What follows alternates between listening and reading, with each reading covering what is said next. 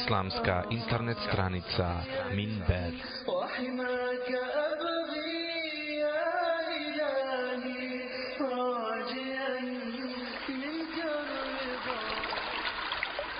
قل هذه سبيلي أدعو. Ovo je put moj. Ja pozivam ka Allahu, imajući jasne dokaze ja i svaki onaj koji me slijedi. I neka je hvaljen Allah, ja njemu nikoga ne smatram ravnim. Islamska internet stranica Minber.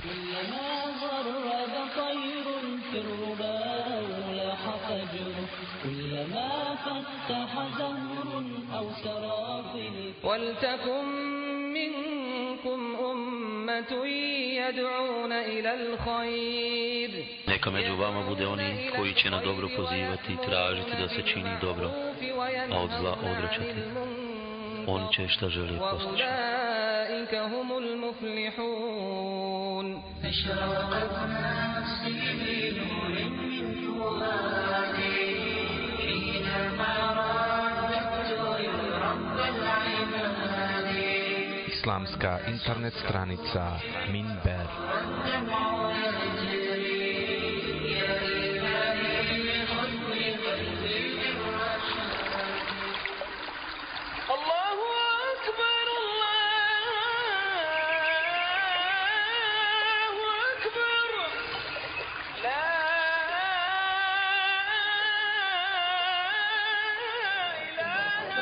هذا مركزنا ينادي مرحبا بكل الضيوف، يومنا ده غير عادي، مرحبا فوق الألوف، مرحبا فوق الألوف. هذا مركزنا ينادي مرحبا بكل الضيوف، يومنا ده غير عادي، مرحبا فوق الألوف، مرحبا فوق الألوف.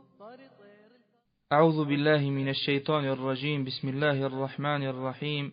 الحمد لله رب العالمين، والصلاة والسلام على أشرف الأنبياء والمرسلين نبينا محمد وعلى آله وأصحابه ومن تبعهم بإحسان إلى يوم الدين، ثم أما بعد.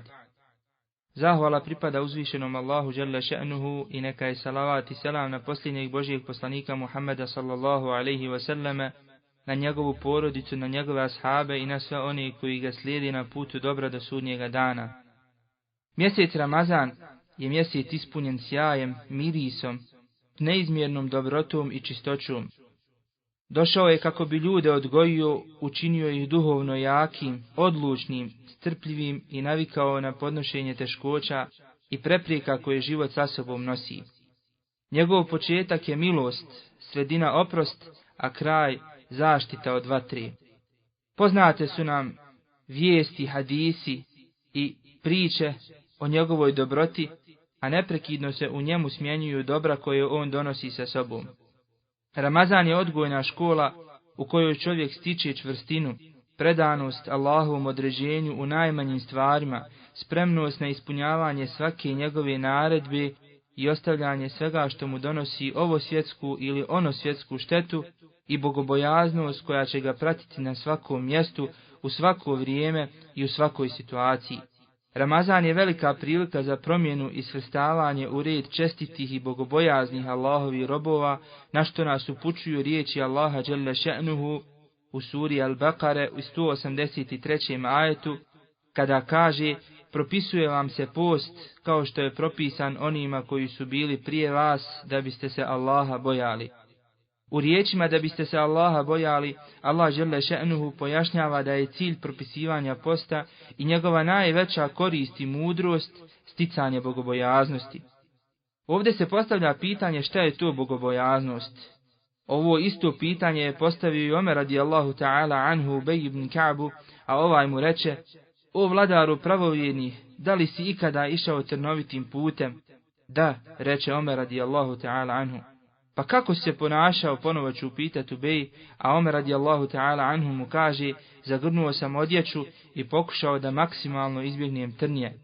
Takav je slučaj i sa bogobojaznošću, doda Ubej ibn Ka'b radijallahu ta'ala anhu.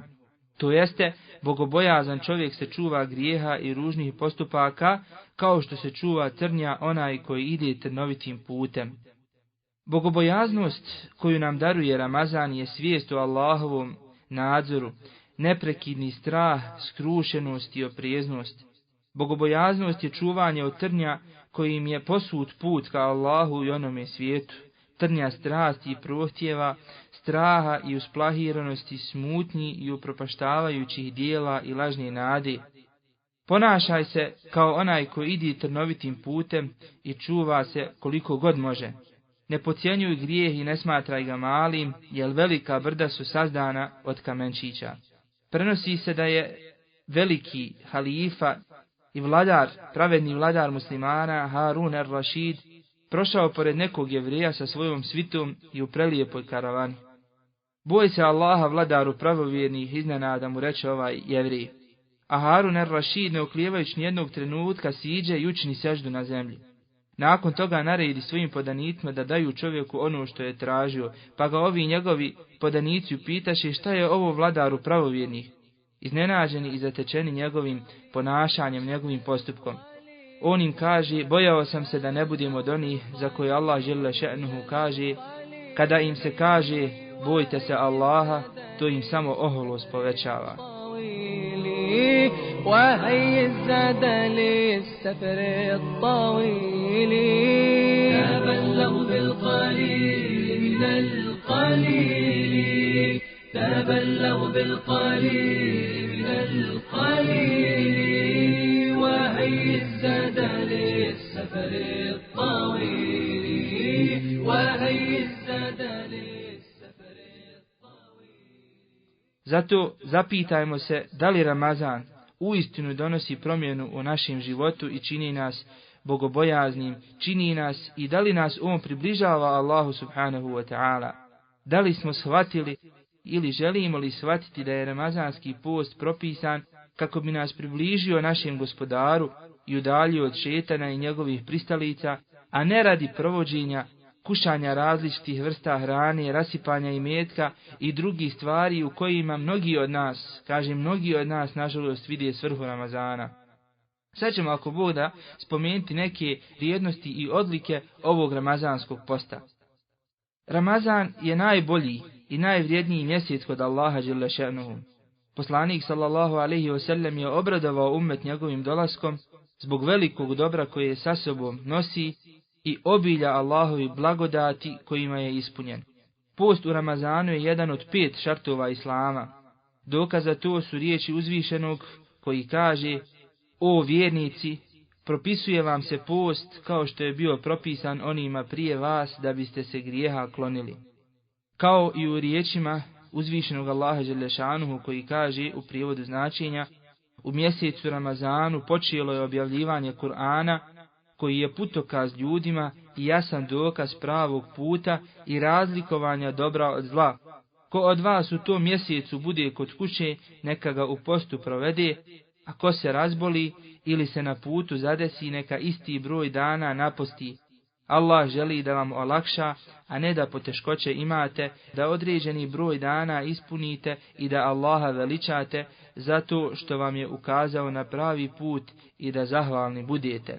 Od Ibn Omara radijallahu ta'ala anhu se prenosi da je poslanik sallallahu alejhi ve sellem rekao: bunijel islamu ala khamsin, islam je sagrađen na 5 stvari: šehadatin an la ilaha illa Allah wa anna Muhammadar Rasulullah, svjedočenju da nema drugog Boga osim Allaha dželle šanuhu i da je Muhammed sallallahu alejhi ve sellem njegov poslanik, wa iqami salati, klanjanju namaza, wa itai zakati, davanju zakata, wa savmi ramadane, postu mjeseca Ramazana, wa savmi ramadana wa hađil bejti man istata'a ilaihi sabila i obavljanju hađa koje u mogućnosti da to učini.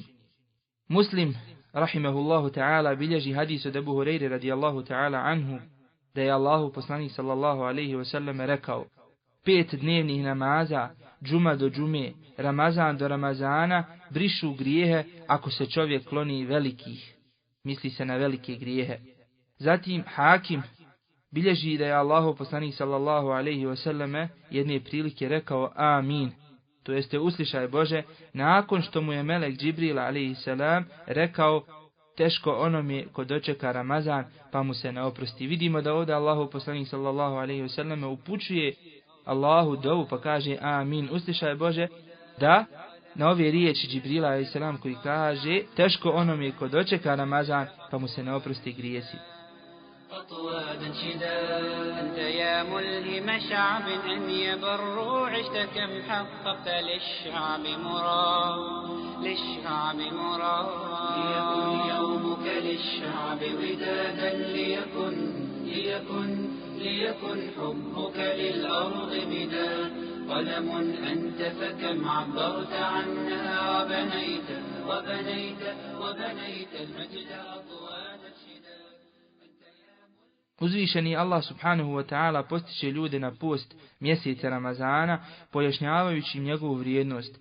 Pa tako u hadisu kojeg prenosi Ebu Hureyre radijallahu ta'ala anhu stoji da je poslanik sallallahu alaihi wasallam rekao: ko isposti Ramazan, vjerujući i nadajući se nagradi, oprošteni su mu grijesi koje je do tada počinio, i hadis prenosi Buharija i Muslim, znači mutefakun alejhi. Post je štit, pa kada neko posti, neka ne govori ružne riječi i neka ne viče. A ako ga neko napadne i uvrijedi, neka kaže ja postim. Zatim zada iz usta postača draži je Allahu dželešanu od mirisa miska. Ko posti jedan dan na Allahovom putu, Allah će zbog toga udaljiti njegovo lice 70 godina od vatre. U džennetu imaju vrata koja se zovu Rayyan, na koja će ući samo postači i niko drugi.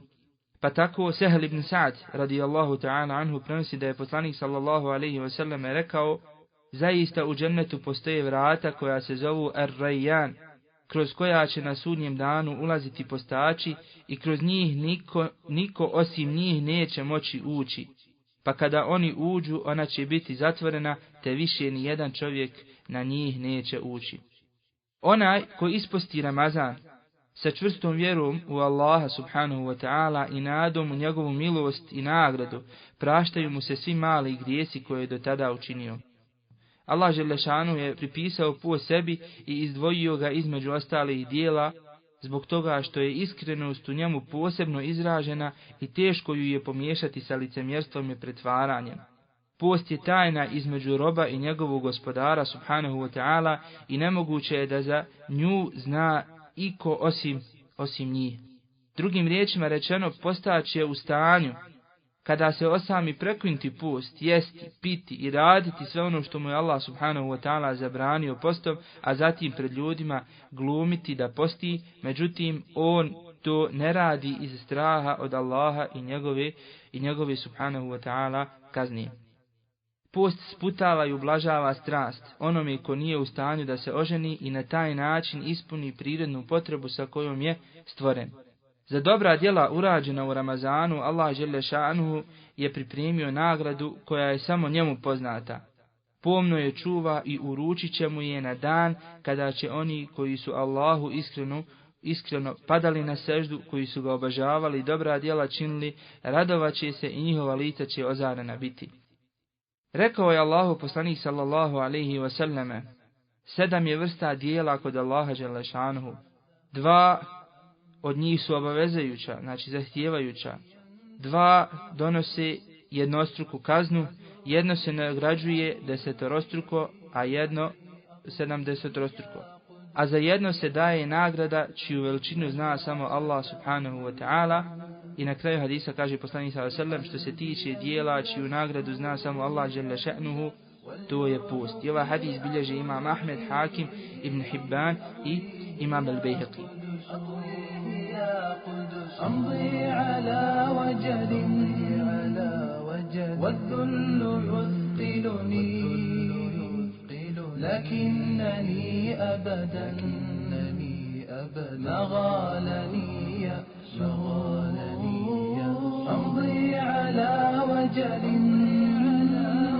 والذل يثقلني لكنني أبدا.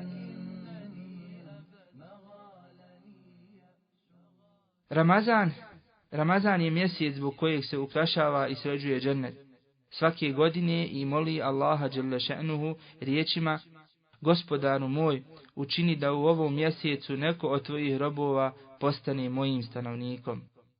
Rekao je Allahu poslanik sallallahu alejhi ve sellem: post i Kur'an će činiti šefat na sudnjem danu, pa će post reći: Gospodaru, ja sam ga spriječio da jede i zadovoljava svoju strast, pa mi dozvoli da učinim šefat za njega.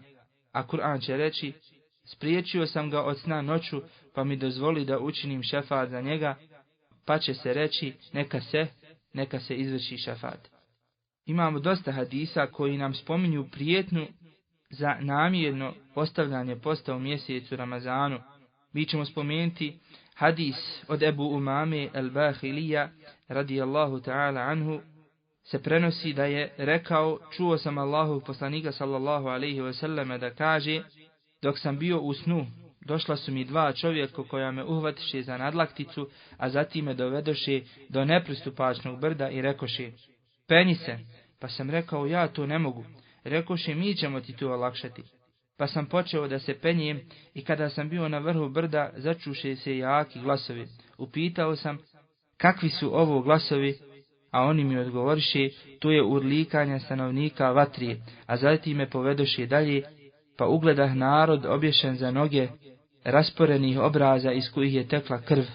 Upitao sam: ko su ovi? A oni mi rekoše: to su oni koji su jeli prije nastupanja iftarskog vremena. Sada ćemo uz Allahu dželle še'nuhu pomoć, ako Bog da, spomenuti neke propise vezane za post mjeseca Ramazana. Do sada smo spominjali njegove vrijednosti i odlike, a sad ćemo spomenuti propise koji su vezani za ovaj ibadet, za ovaj četvrti stup Islama. Prije svega, prije samog posta potrebno je utvrditi nastupanje mjeseca Ramazana. I to nastupanje mjeseca Ramazana se može utvrditi na jedan od tri načina. Prvi način jeste viđenjem mlađaka, na što ukazuju riječi Allahovog poslanika sallallahu alejhi ve selleme koji kaže u hadisu koji bilježi Buharija i Muslim: postite i prekidajte post kada vidite mlađak. Osoba koja vidi mlađak obavezna je postiti. Ako ljudi ne prihvate njegove riječi i ne povjeruju mu da je vidio mlađak, postiće tajno, kako ne bi prouzrokovao smutnju, nered i razilaženje i cjepkanje među muslimanima i u muslimanskoj zajednici i društvu. Druga stvar jeste svjedočanstvom i obaviješću povjerljive osobe, a dokaz za ovo su riječi Abdullaha ibn Omara radijallahu ta'ala anhu koji kaže: bio sam u skupini ljudi koji su promatrali pojavu mlađaka. Nakon što sam ugledao mlađak, otišao sam do poslanika sallallahu alejhi ve selleme da ga obavijestim o tome. Prihvatio je moje svjedočenje, na osnovu toga zapostio i naredio je drugima da postije.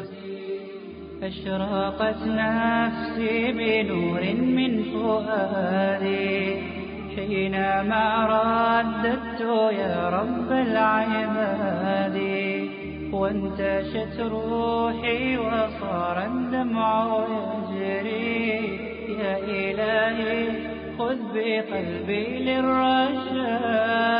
أشرقت نفسي بنور من فؤادي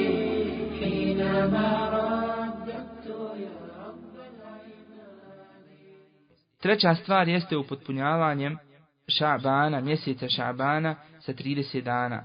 Ako stanovnici jednog predjela ne vide mlađak 30. noć Ša'bana, pustit će da prođe još jedan dan kako bi se upotpunio Ša'ban, a zatim će sljedeći dan zapostiti. Rekao je poslanik sallallahu alejhi ve sellem u hadisu koji bilježi Buharija i Muslim: postite i prekidajte post kada vidite mlađak. Ako vam se skrije mlađak, Šaban tada ima 30 dana pa ih upotpunite.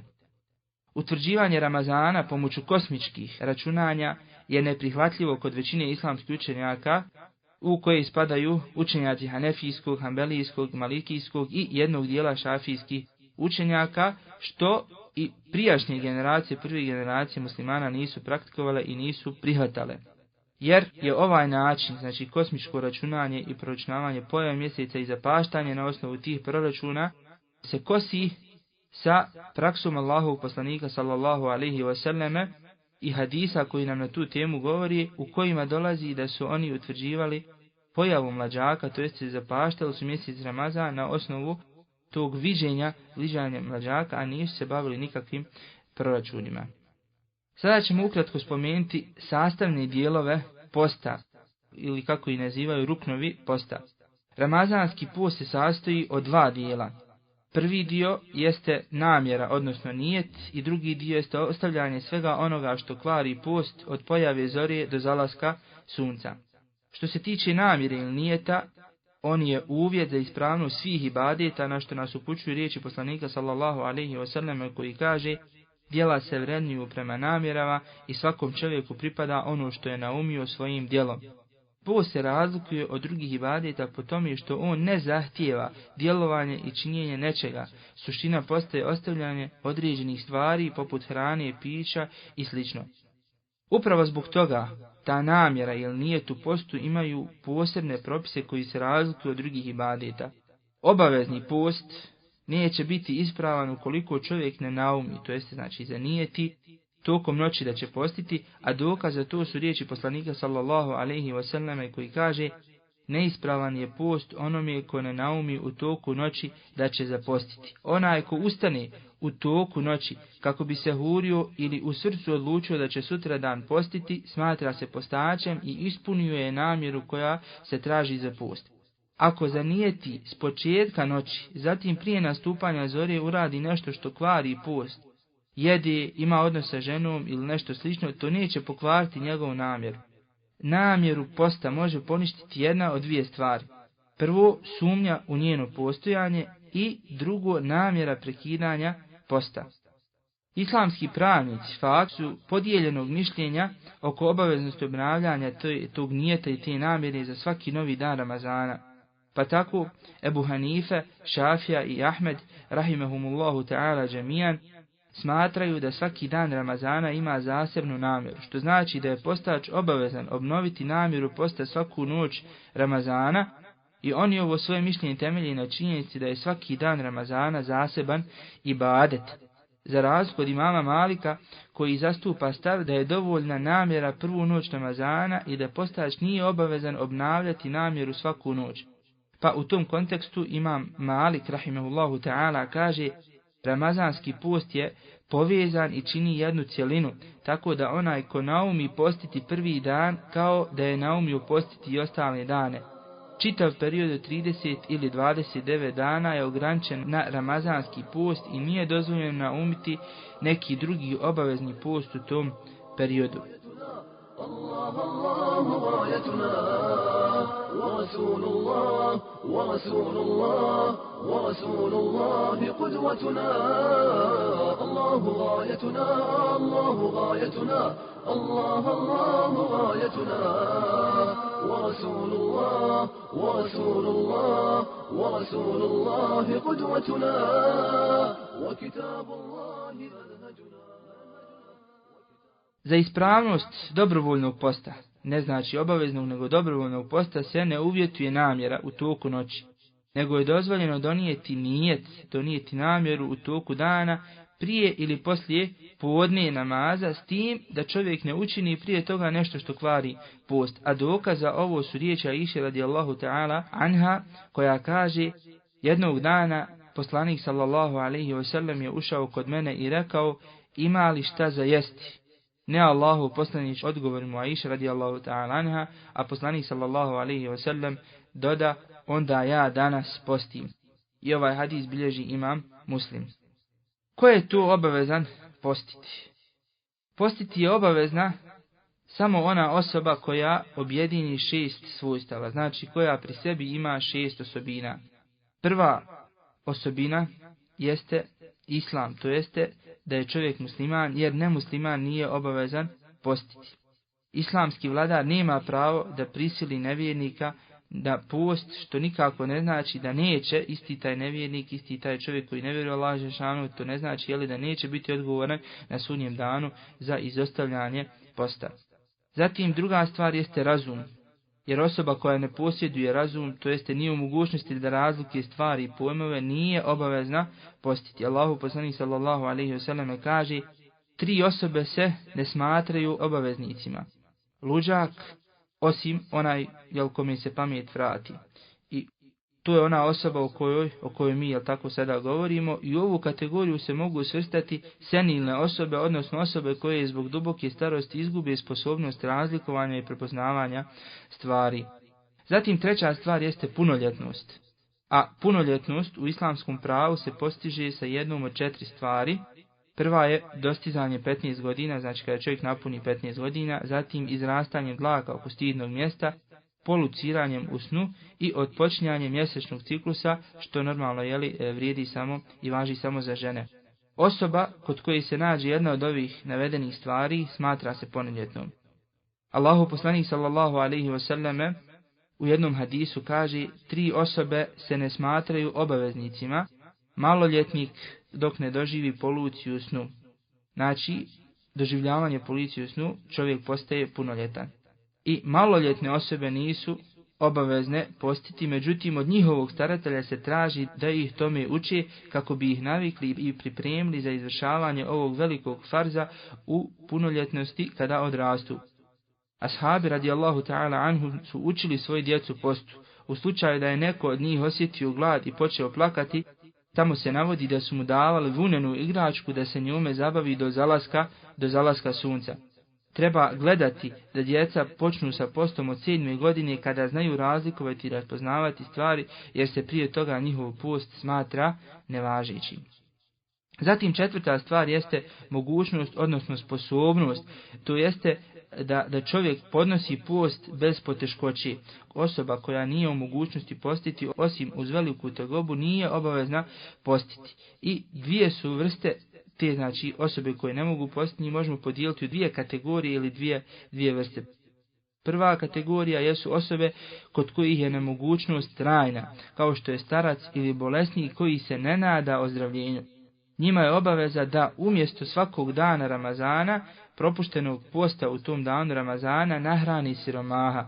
Jednom siromahu će dati 1/4 sa riže, brašna i slično, ili kada ga prevedemo u naš jezik, odnosno kada to uporedimo sa kilažom, iznosilo otprilike negdje oko 2,40, odnosno 2,5, prilike neke 2,5 kile.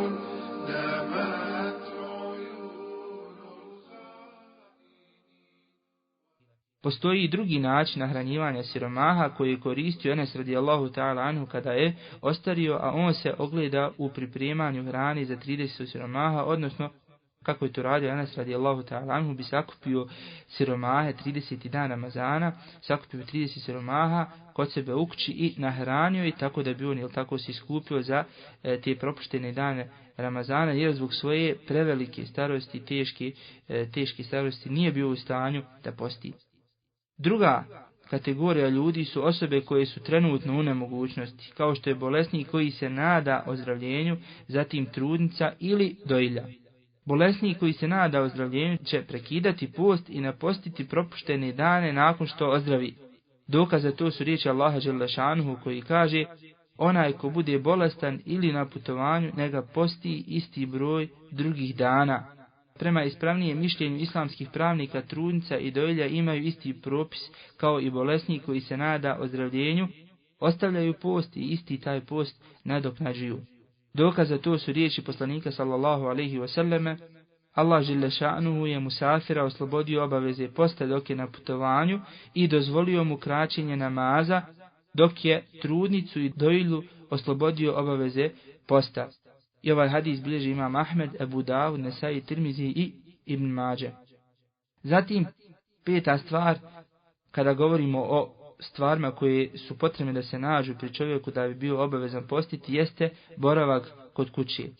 Za vrijeme putovanja, kao što smo to sada spomenuli, čovjek nije obavezan postiti, a dokaz za to su riječi Allaha dželle šanuhu koji kaže: onaj koji bude bolestan ili na putovanju, neka posti isti broj drugih dana, i riječi poslanika sallallahu alejhi ve selleme koji kaže: Allah dželle šanuhu musafir oslobodio obaveze posta dok je na putovanju i dozvolio mu kraćenje namaza.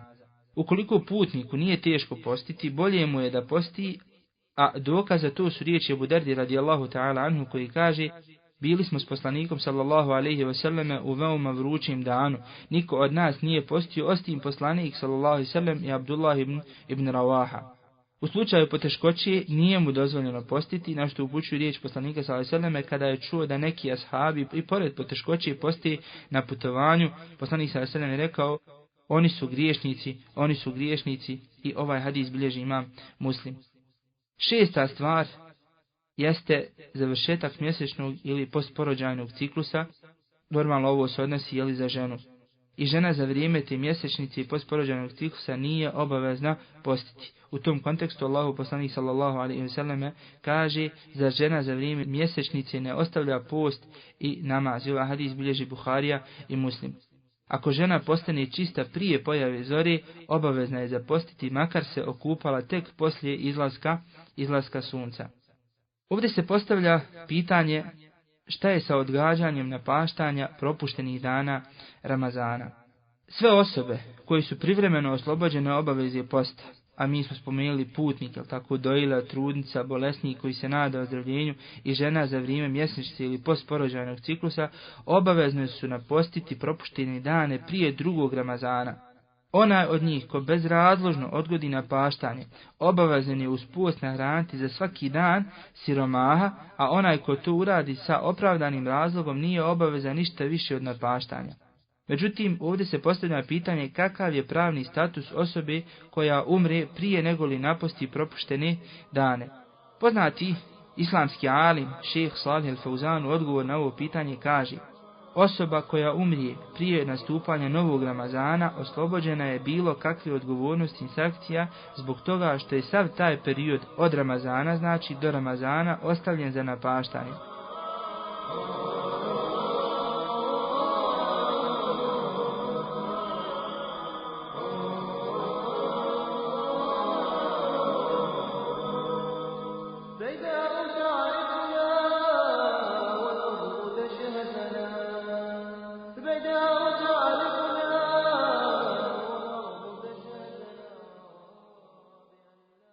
Osoba koja umri nakon nastupanja novog Ramazana, ako nije naposlala propuštene dane iz opravdanog razloga poput bolesti ili putovanja, također biva oslobođena odgovornosti i sankcija, a ako je to uradila bez valjanog šerijatskog razloga, njegovi nasljednici će izdvojiti iz zaostavštini onoliko imetka koliko je dovoljno da se nahrani siroma za svaki propušteni dan. Sad ćemo spomenuti stvari koje mogu pokvariti post. Stvari koje kvari post možemo podijeliti u dvije vrste. Prva vrsta su stvari koje kvari post bez razilaženja među islamskim učenjacima i stvari oko kojih postoji razilaženje među islamskim pravnicima, među islamskim učenjacima. One stvari koje kvari post bez razilaženja među islamskim učenjacima su sljedeće. Prvo, jelo i piće i sve ono što ih može zamijeniti, poput hranjivih injekcija ili infuzije ili slično. Dokaz za to su riječi Allaha subhanahu wa ta'ala: jedite i pijte sve do zore dok ne budete mogli razlikovati bijelu od crne niti. I iz ovog ajeta se jasno vidi da je post ustezanje od jela i pića, pa kada postač nešto pojede ili popije, njegov post je time pokvaren. Iz ovoga možemo izuzeti situaciju kada postač to učini iz zaborava, greškom ili pod prisilom, jer kaže poslanik sallallahu alejhi ve selleme: ako čovjek nešto pojede ili popije i zaborava, neka upotpuni svoj post, pa zaista ga je to Allah nahranio i napojio. U hadisu od Ibn Abbas radijallahu ta'ala anhu dolazi da je poslanik sallallahu alaihi wasallam rekao: Allah dželle šanuhu prašta mome ummetu pogrešku, zaborav i ono na što su prisiljeni. Druga stvar koja kvari post jeste spolni odnos i imam Eš-Šaukani kaže: nema razilaženja u tome da spolni odnos kvari post.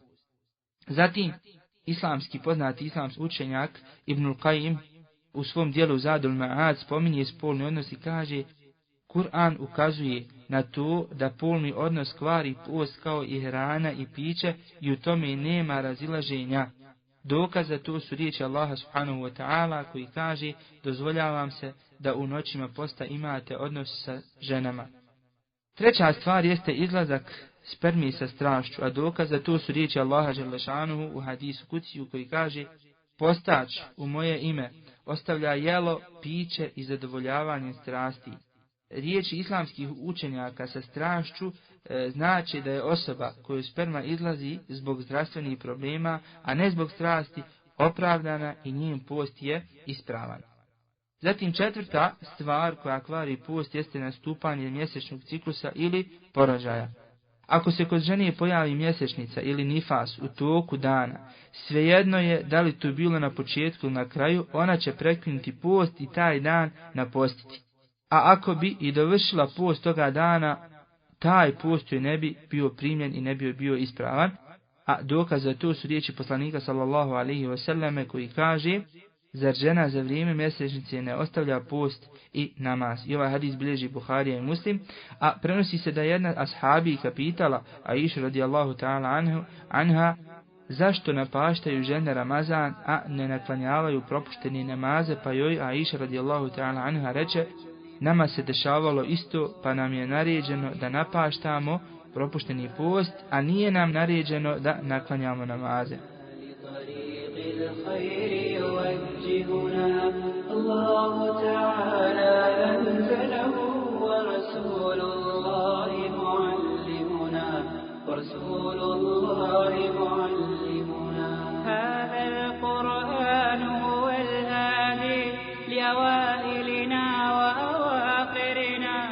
يدعو للعلم وللعمل لا شيء سواه يهذبنا.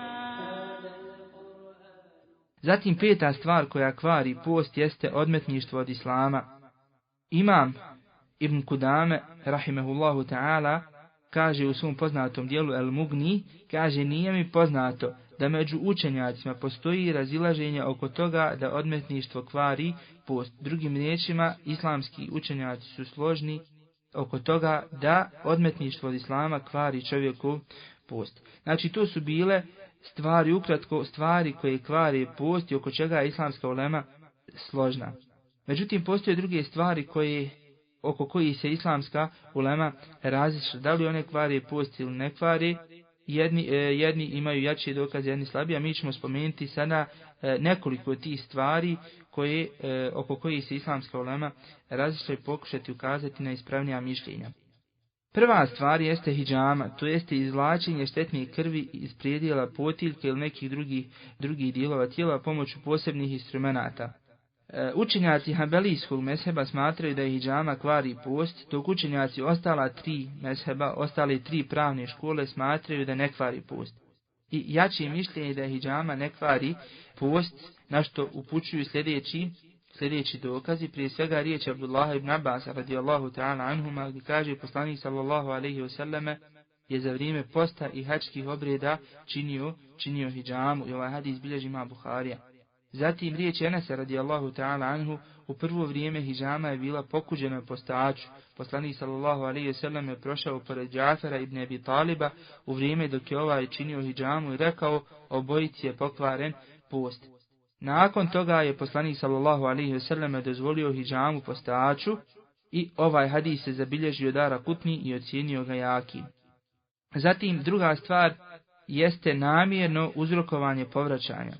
Većina učenjaka, među kojima su učenjaci sve četiri pravne škole, smatraju da namjerno uzrokovanje povraćanja kvari post, i kao dokaz uzimaju riječi Allahovog poslanika sallallahu alejhi ve selleme: onaj ko namjerno povrati, pokvaren mu je post i obavezan je doknaditi dan u kojim je to učinio.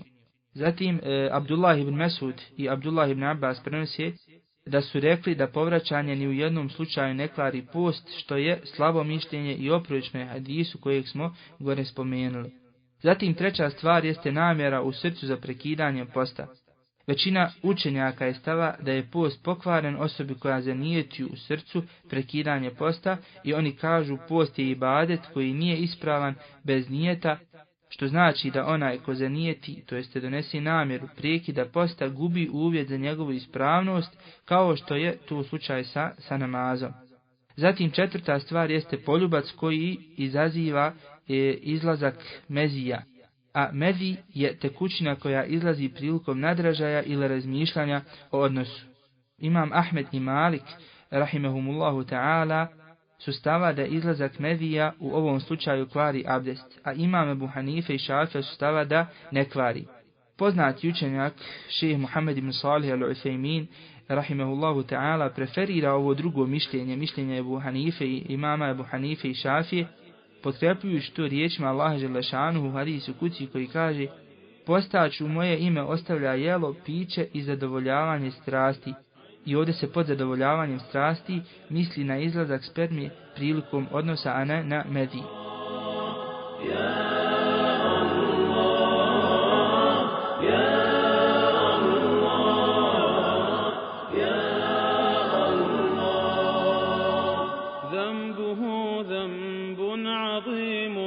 فاغفر الذنب العظيم إنه شخص غريب مذنب عبد ذليل. I peta i zadnja stvar jeste uzastopno, to znači neprekidno gledanje u ženu koja može prouzrokovati izlazak spermije. I imam Malik i imam Ahmed smatraju da to kvari post, a imam Ebu Hanife i Šafija smatraju da ne kvari. Allah dželle šanuhu najbolje zna, ali ispravnije je da uzastopno gledanje, mišljenje da uzastopno gledanje u ženu uz izlazak spermije ne kvari post, kao što ne kvari post razmišljanje o odnosu uz izlazak spermije. Sada smo završili sa spominjanjem stvari koje kvare post. Međutim, da bi ove spomenute stvari pokvarile post, moraju se ispuniti 3 uslova ili 3 uvjeta. Prvo, znanje da neka od tih stvari kvari post i znanje da je nastupilo vrijeme iftara. A dokaz za to su riječi Allaha dželle šanuhu: Gospodaru naš, nemoj nas kažnjavati za ono što iz zaborava i pogreške uradimo. U hadisu koji bilježi Muslim se navodi da Allah dželle šanuhu rekao: uslišao sam vašu dovu. A poslanik sallallahu alejhi ve sellem nije naredio Adiju ibn Hatimu da naposti dane koje je pogrešno postio zbog pogrešnog razumijevanja riječi Allaha dželle šanuhu: jedite i pijte sve do zore dok ne budete mogli razlikovati bijelo od crne niti. Dokaz da se poznavanje vremena u kojem nastupa iftar uzima u obzir pri donošenju suda o ispravnosti, odnosno neispravnosti posta, je slučaj koji se dogodio u vrijeme poslanika sallallahu alejhi ve sellem, a kojeg prenosi Esma, kćerka Ebu Bekra radijallahu ta'ala anhu. Naime, Esma radijallahu ta'ala anhu spominje da je jedna grupa ashaba u kojoj se ona nalazila iftarla u oblačnom danu, misleći da je zašlo sunce. Samo što su se iftarili, sunce im se ukazalo. I u ovoj predavi se ne spominje da im je poslanik sallallahu alejhi ve sellem naredio napaštanje tog dana. Druga stvar koja se isto tako mora ispuniti jeste svjesno činjenje neke od stvari koje kvari posta koje smo već spomenuli. Onaj osoba koja iz zaborava uradi nešto što kvari post, obavezan je prekinuti tu stvar onoga trenutka kada se sjeti i njegov post je onda ispravan, a dokaz za to su riječi Allahovog poslanika sallallahu alejhi ve selleme koji kaže: postač koji bude jeo ili pio iz zaborava nastavit će post, Allah dželle šanuhu ga je time napojio i nahranio, dok u drugoj predaji istog, znači drugom rivajetu istog hadisa se kaže: ko se iftari u toku nekog od ramazanskih dana iz zaborava, post mu je ispravan i nije obavezan nadoknaditi, to jeste napostiti taj dan. Zatim treća i zadnja stvar jeste namjerno ili svojevoljno činjenje stvari koja kvari post. A dokaz za to su riječi Allaha subhanahu wa ta'ala koji kaže: onaj ko zanijeće Allaha nakon što je njega vjerovao i otvori svoje srce nevjerstvu, osim onoga ko na to bude prisiljen, a srce mu bude zadovoljno vjerovanjem, čeka Allahu dželle šanuhu srdžba i žestoka kazna. A šejh Muhammed ibn Salih al-Uthejmin kaže: ako se čovjek oslobađa sankcije za izgovaranje riječi nevjerstva pod prisilom, nije teško zaključiti da se oslobađa sankcije za stvari koje se ne mogu uporediti sa nevjerstvom, a u ovom slučaju, jel tako, radi se o postu. U prilog navedenoj tvrdnji idu i riječi poslanika sallallahu alejhi ve selleme koji kaže: Allah dželle šanuhu je oprostio mome ummetu ono što iz pogreške, zaborava i pod prisilom učini. Prema tome, post nije pokvaren osobi koja bude prisiljena da učini nešto što kvari post, osobi koja bez svoje volje proguta prašinu i osobi koja polucira u snu i slični primjeri koje smo spominjali.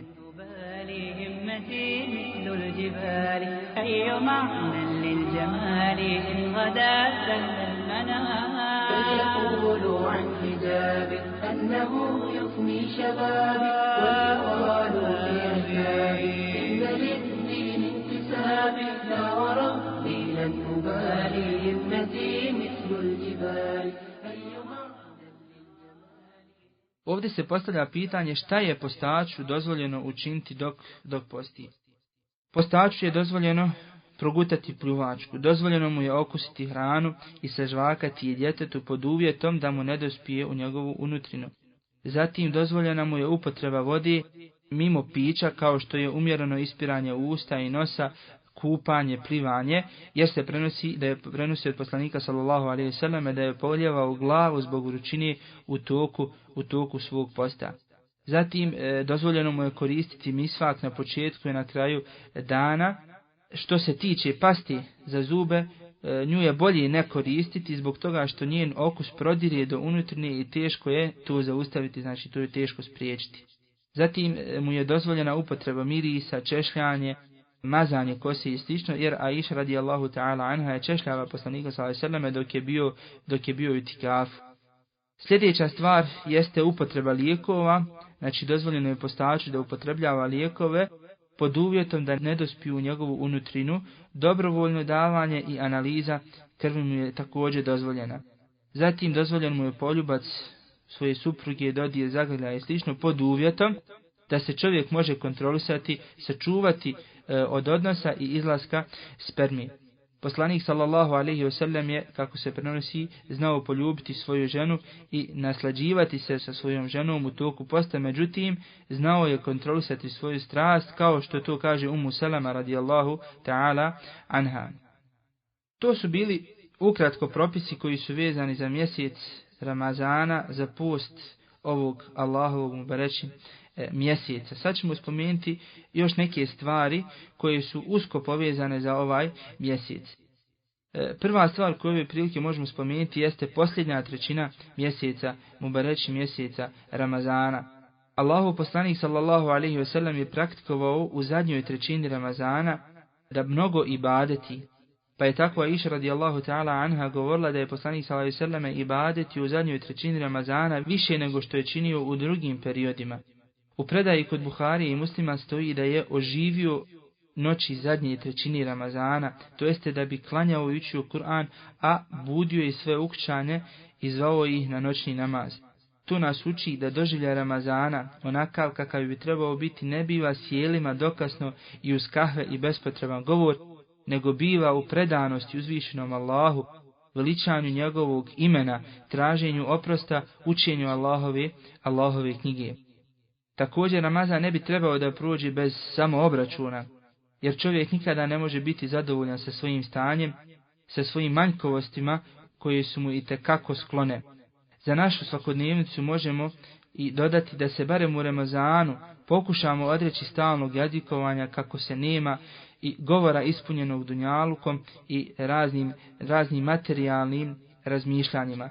Barem u toku ovog mubarek mjeseca trebali bi se posvetiti ibadetu, trebali bi misliti na onaj svijet, na ahiret, trebali bi razmišljati o smrti. Sjetimo se dana kada ćemo ostaviti sve ono što imamo. Sjetimo se dana kada ćemo stati pred uzvišenog Allaha Želešanuhu i polagati račun za svoja djela. Ono bez čega Ramazan ne može proći jeste itikaf. Itikaf, musliman svoj itikaf započinje sa iskrenom i plemenitom namjerom, sa lijepim nijetom. On se Allaha radi zatvara, ako možemo tako reći, i boravi u mešćidu zbog potpune pokornosti Allahu subhanahu wa ta'ala. Sve njegove misli, čula, vrijeme i sama djela su okrenuta ka traženju njegovog subhanahu wa ta'ala zadovoljstva i on se kloni svih stvari mimo ibadeta. يا وطني أنت العنوان يا وطني حبك إيمان كم يملأني الفخر طويلا حين أتمتم في ذكراك كم يملأني الفخر طويلا حين أتمتم في ذكراك.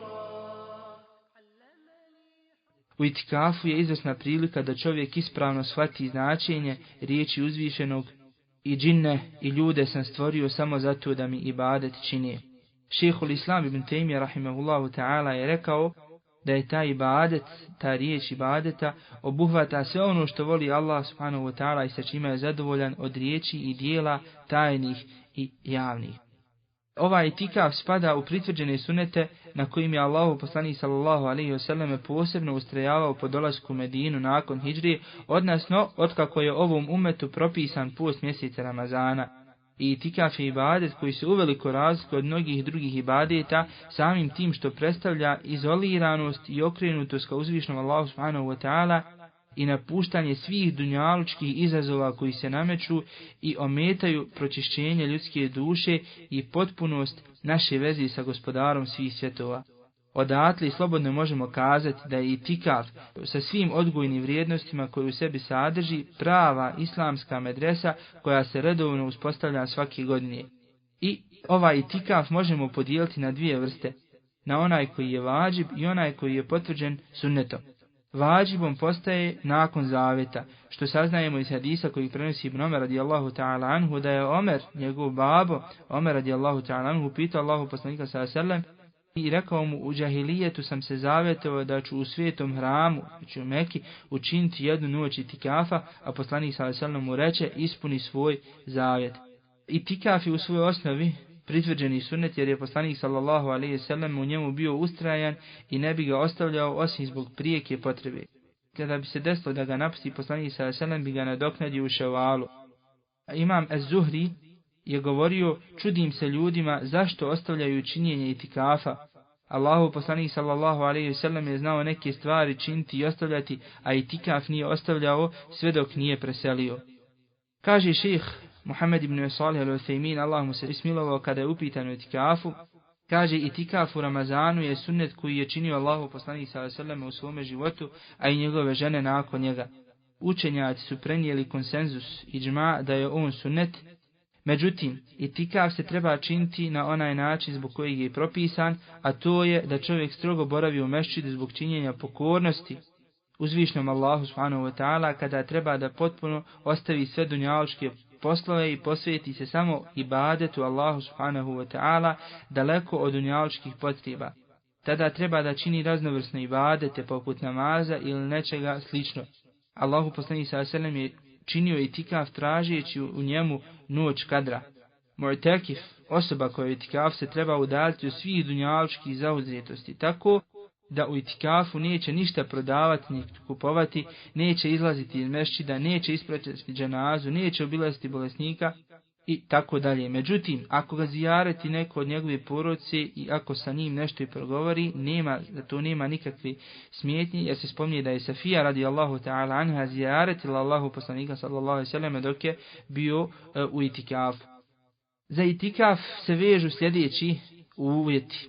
Prije svega da je mu'tekif, čovjek u itikafu musliman, da je razuman, da je čist od velikih nečistoća i da to bude u mešćidu. Neki učenjaci uvjetuju da to bude u mešćidu gdje se obavlja džuma namaz, da bi se izbjegao izlazak petkom. Ruknovi tog itikafa su nijet, znači namjera, jer se djela vjeruju po namjerama, kao što smo to spomenuli. Zatim rekli smo da se itikaf čini samo u mešćidu, a to je zbog riječi uzvišenog: sa ženama ne smijete imati snošaja dok ste u itikafu u džamijama. I zbog toga što su Allahu poslanik sallallahu alejhi ve sellem, njegove žene i ashabi radijallahu ta'ala anhum obavljali, to jeste činili itikaf samo u mešćidu, te se ni od jednog ne prenosi da su to činili van njega. Čini se u zadnjih 10 noći Ramazana sa početkom prije zalaska sunca, isključivo zbog traženja noći Lejletul Kadra. Znači noći Kadra koja je u jednoj od njih, znači jednoj od zadnjih 10 dana Ramazana. Zatim Lejletul Kadr jeste najodabranija noć u godini. O vrijednosti te noći najbolje nam govori Kur'an u suri, istoimenoj suri Al-Kadr, i kaže Allah dželle šanuhu: Lejletul Kadr, znači noć Kadra je bolja od 1000 mjeseci, ibadet te noći se nagrađuje više nego ibadet 80 i više godina. I u ovom vidimo veličinu Allahove subhanahu wa ta'ala milosti prema ljudima, jer čovjek je slab, malo dobra čini, a mnogo griješi. Ovo su prilike da se nadoknadi propušteno. Po pitanju ove noći postoji nekoliko objašnjenja. Kao prvo, tačno vrijeme te noći nije poznato. Iako se smatra da je to 27. noć, međutim niko od ljudi ne može da u potpunosti garantuje da je ona upravo tu noć, jer ne postoji validan dokaz na koji bi se mogli osloniti. Ispravno mišljenje je da je ona u zadnjoj trećini, a kada tačno to ne znamo.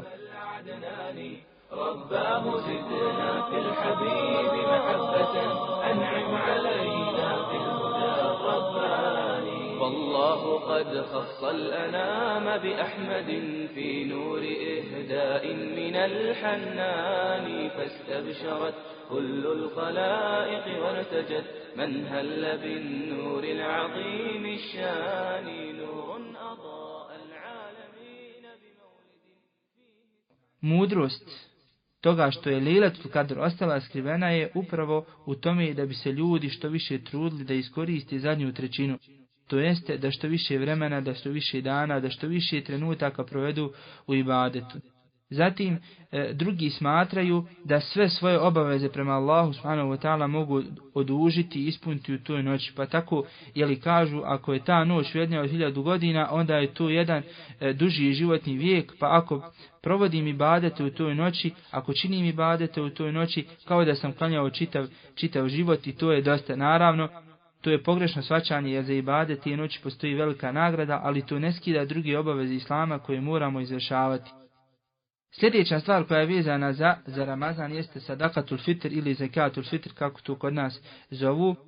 Sadakatul fitr ili vitre, kako neki kažu, jeste jedna vrsta zekata, pa je tako jedna od njegovih terminoloških naziva upravo zekatul fitr, što znači da je to obavezni dio sadake koji se daje u mjesecu Ramazanu. Za sadakatul fitr se ne uvjetuje ono što se uvjetuje za zekat na imetak. Jedini uvjet je da je osoba dužna dati sadakatul fitr ako ima hrane više od 1 sa'a, to jeste 4 pregršti, odnosno ako ima više nego što je potrebno njegovoj porodici za jedan dan. Mudrost propisivanja sadakatul fitr nam spominje Allahu poslanik sallallahu alejhi ve selleme u jednom hadisu koji kaže: zekatul fitr, znači sadakatul fitr, je čišćenje za poštača od ružnog i nepristojnog govora i hrana za siromaha. Znači to su mudrosti ove sadakatul fitr ili vitra. Koliko god da musliman nastoja da očuva svoj post, da se ne desi nekada da nešto kaže što ne priliči postaču, ova vrsta sadakatul fitri to upotpunjava, to jeste čisti post postača.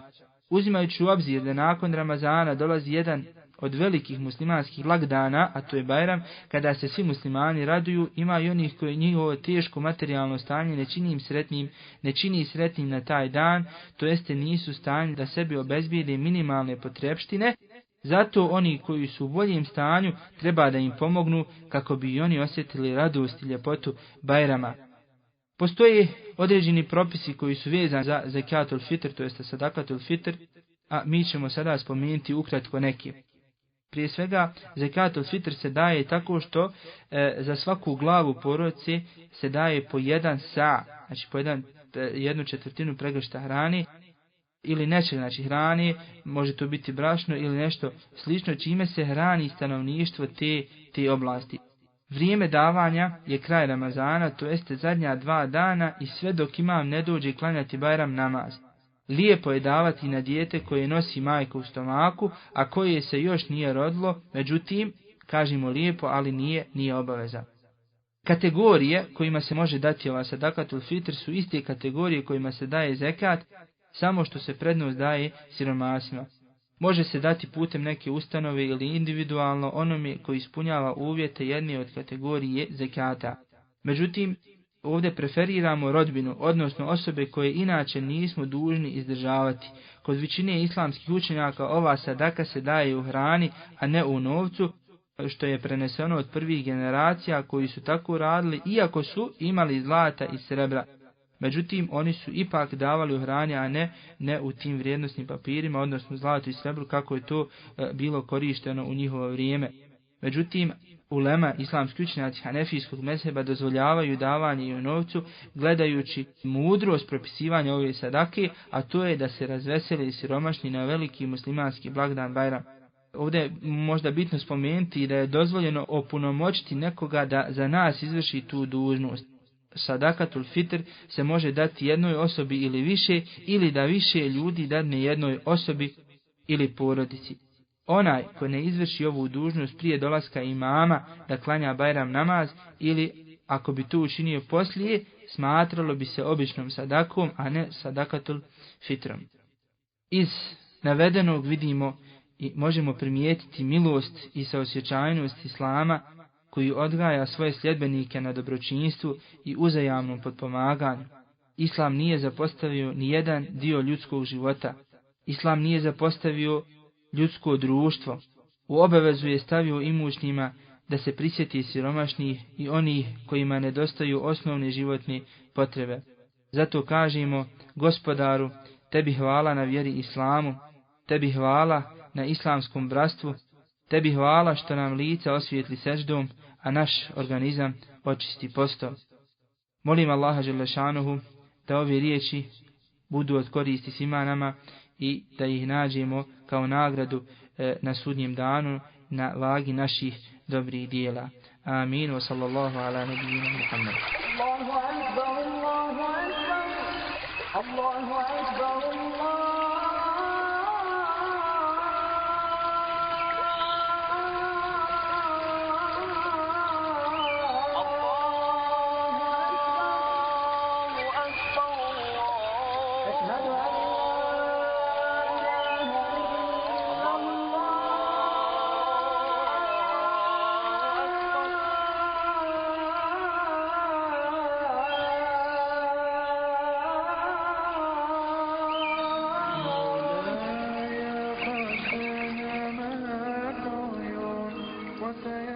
Islamska internet stranica Minber. وحماك أبغي يا إلهي راجيا منك الرضا. قل هذه سبيلي أدعو Reci, ovo je put moj, ja pozivam k Allahu, imajući jasne dokaze ja i svaki onaj koji me slijedi, i neka je hvaljen Allah, ja njemu nikoga ne smatram ravnim. أنا من المشركين. Islamska internet stranica Minber.